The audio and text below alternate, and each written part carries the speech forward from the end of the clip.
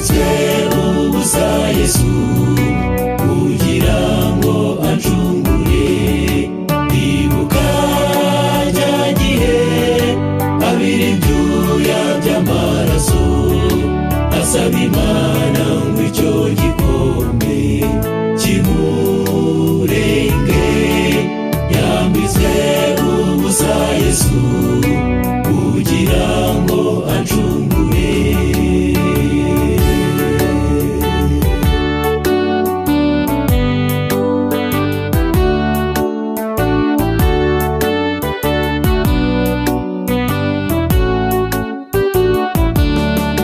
Reba bamushoreye bamujyanye mu rukiko, aho mwitegereze akubitwa ibibogo.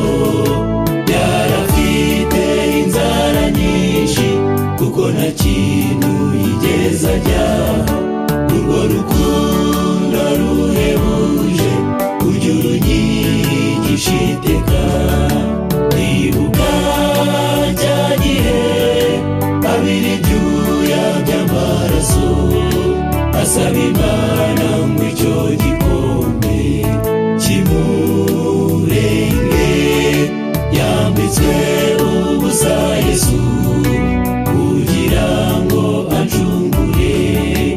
Ibuka cya gihe abira ibyuya by'amaraso asaba Imana ngo icyo gikombe kimurenge. Yambitswe ubusa Yesu kugira ngo ancungure.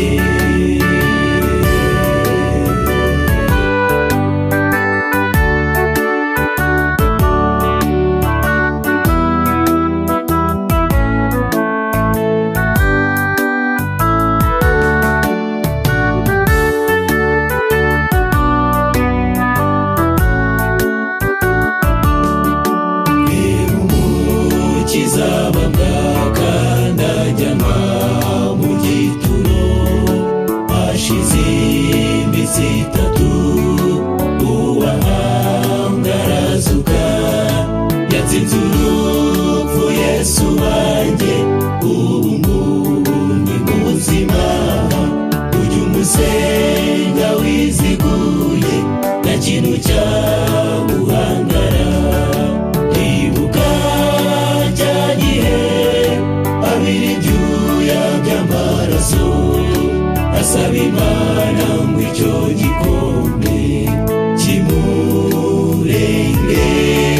Yambitswe ubusa Yesu kugira ngo ancungure.